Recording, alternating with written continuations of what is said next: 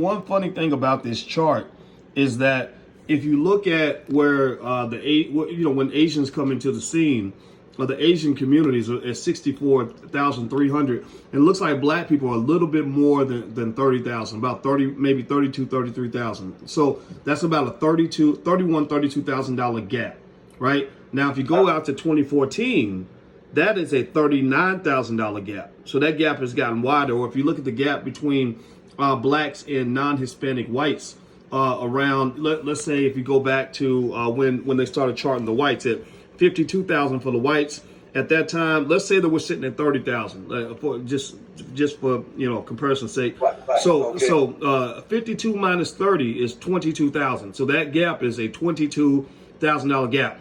So after all these years of integration, civil rights, you go out and here in 2014 you got 60 minus 35, which is a $25,000 gap.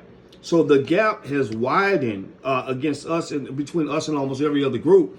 And it really just shows that from an economic standpoint, that there have been no gains, that there's nothing, ain't nothing going on but the rent or the mortgage, and the money, the tangibles is what matters. And if you look at this, there is no way to argue that we have received any tangible economic gains from any of these civil rights movements. Am I right? Or what are your thoughts on that?